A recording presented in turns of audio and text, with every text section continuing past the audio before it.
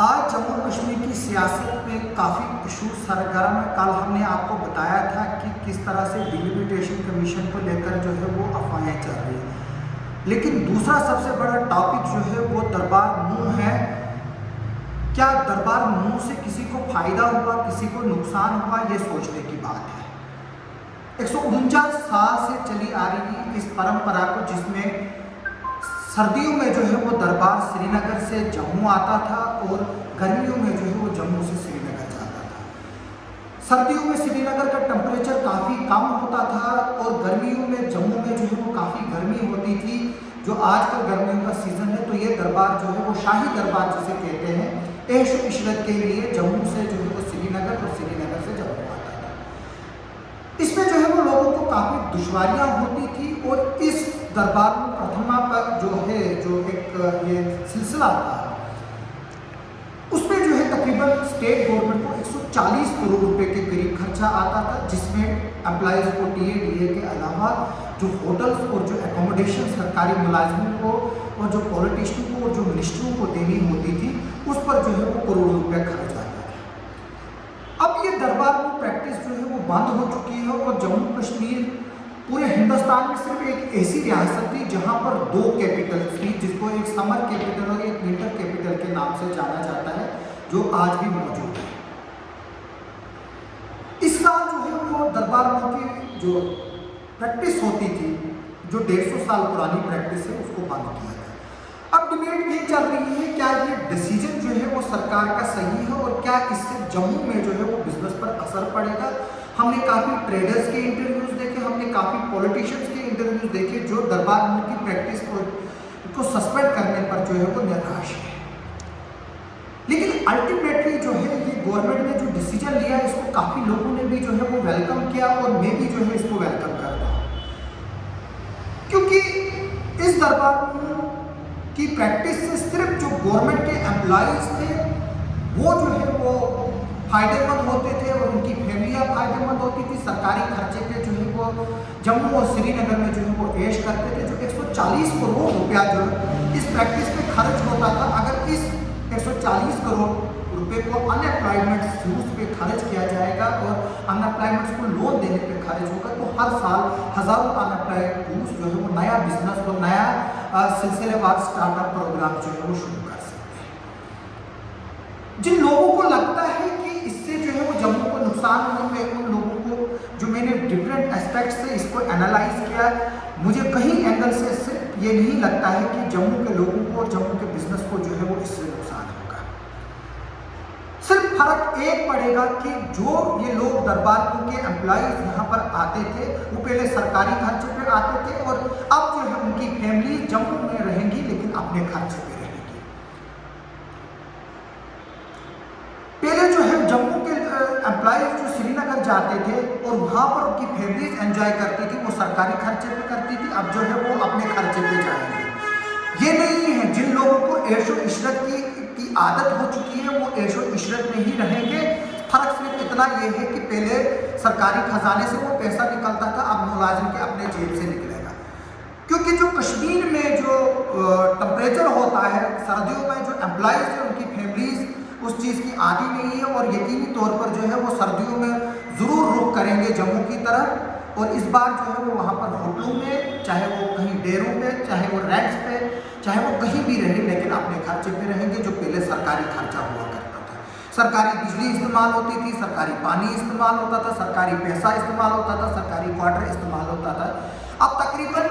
400 के करीब जो है वो जम्मू में क्वार्टर्स जो है वो खाली हो रही हैं, जबकि उसी 500 के करीब जो है वो श्रीनगर में क्वार्टर खाली हो रहे हैं। क्योंकि जो एम्प्लॉयज़ कुछ ऐसे एम्प्लॉयज़ थे जिनको जम्मू में भी क्वार्टर अलॉट था और श्रीनगर में भी क्वार्टर अलॉट था, जबकि बाकी लोग जो आम, जिसमें कुछ जर्नलिस्ट भी शामिल है, मेरे साथी भी उसमें शामिल है, उनको भी जो है उसमें एकोमोडेशन आती थी, कुछ को जम्मू है, कुछ को श्रीनगर है। लेकिन जो जेन्युइन लोग थे वो भी इसमें एकोमोडेट नहीं हो पाते थे, क्योंकि मुलाजिमों का और पॉलिटिशियंस का इतना जमावड़ा था स्टेट डिपार्टमेंट के पास, क्योंकि उनको एकोमोडेशन देने के लिए कुछ ही नहीं था। अब ये देखना है कि जो सरकार है वो इस डिसीजन को रियल मानों में कब इम्प्लीमेंट कर पाएगी और कब जो है वो जो ये एम्प्लॉयज़ जिनकी लिस्ट पिछले दिनों इशू की गई, वो क्वार्टर जो जम्मू में है और श्रीनगर में कब खाली करेंगे। यकीनी तौर पर है, जब स्टेट गवर्नमेंट के पास, जो यूपी की गवर्नमेंट है, जो उनके पास ये खाली प्लेट्स पड़े हैं और जो खाली क्वार्टर्स हो जाएंगे, अगर कल को वो किसी को रेंट लीज आउट पर देते हैं या रेंट पे देते हैं, कम से कम कुछ ना कुछ रेवेन्यू जो है उनको जनरेट होगा, उससे कहीं ज़्यादा रेवेन्यू जनरेट होगा जो एम्प्लॉयज़ के जो जेब से है वो निकलता था। अब हमें ये देखना है कि इसके क्या क्या फ़ायदे। सबसे बड़ा फ़ायदा इसमें यह है कि जब जम्मू में लोगों को ज़रूरत होती थी वहाँ पर अफसरों की अवेलेबिलिटी के लिए गर्मी के मौसम में, तब वो श्रीनगर होते थे।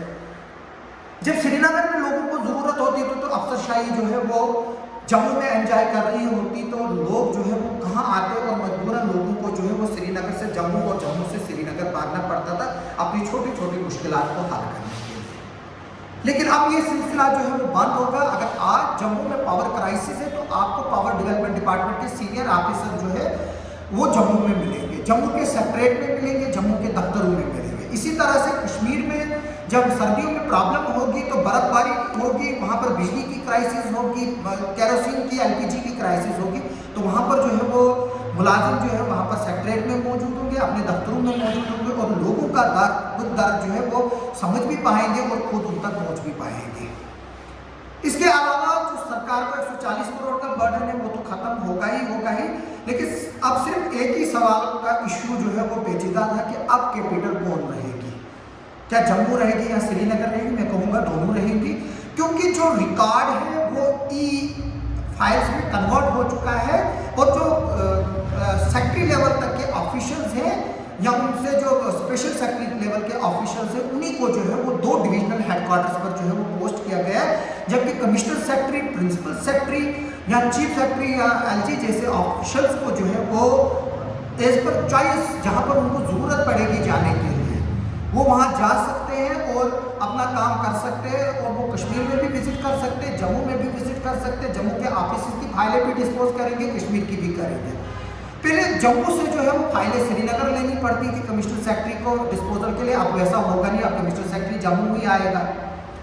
जाहिर सी बात है, इससे जो है वो लोगों को काफ़ी आसानियाँ होंगी और जो हमारे दोनों डिविजनल हेडक्वार्टर्स हैं वो जो है वो एक तरह से एक्टिवेट होंगे। तो अब कुल मिलाकर जो इस वक्त मिथ क्रिएट किया जा रहा है कि जम्मू का बिजनेस जो है वो इससे हिट होगा, लेकिन जो मैं आपको एक बात बता दूंगा, जो कश्मीर की फैमिली जम्मू को में सर्दियों में उनको आना होता है जम्मू, वो आती रहेंगी और आएंगी। इसके काफ़ी फैक्टर्स हैं, श्रीनगर के हालात, श्रीनगर के का बिजनेस, वहाँ के जो लोग हैं, जो उनकी आदतें हैं, जो वो पसंद करते हैं जम्मू को। हमने देखा है कि जम्मू जो है वो एक मल्टीलिंगुअल जो है वो एक सोसाइटी है जहाँ पर हर एरिया के जो बंदे हैं वो एब्जॉर्ब हुए हैं, चाहे वो चिनाब बैग के हैं, चाहे वो पीर पंजाब के हैं, चाहे वो कश्मीर के लोग हैं, उन्होंने वहाँ घर बनाए हैं। क्योंकि मिलिटेंसी में सिर्फ एक ऐसी जगह जम्मू ही थी जहाँ पर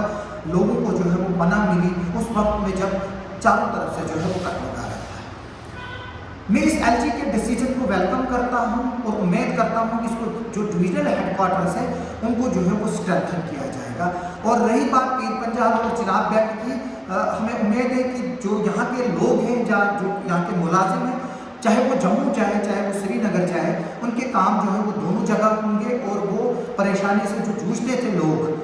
अक्सर जो है वो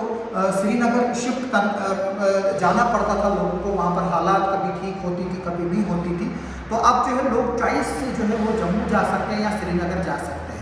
इसी तरह से जो कुपवाड़ा का जो एक दूर दराज का एरिया का जो कोई एक जवान होता था या कोई शख्स होता था जिसको काम होता था सेक्रेटरीट में, अब उसको जो है वो कुपवाड़ा से पहले श्रीनगर और श्रीनगर से पहले फिर जम्मू आने की ज़रूरत नहीं है। इससे जो है वो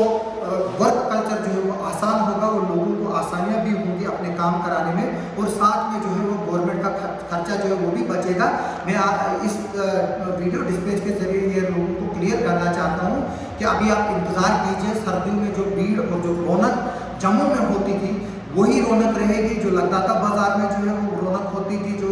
हमारे रघुनाथ बाज़ार में रौनक होती थी, जो वेवमाल में रौनक होती है और जो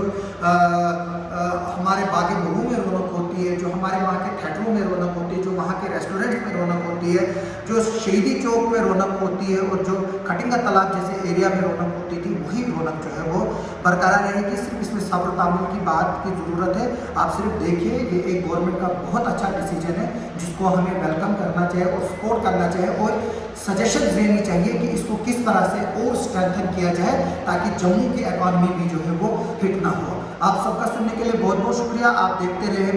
मेरे यूट्यूब चैनल को और आप मेरे चैनल को सब्सक्राइब कीजिए, बेल आइकन दबाइए ताकि आप तक मेरे लेटेस्ट वीडियोस जो अपडेट्स है वो आप तक पहुँच सके। आप सबका बहुत बहुत शुक्रिया।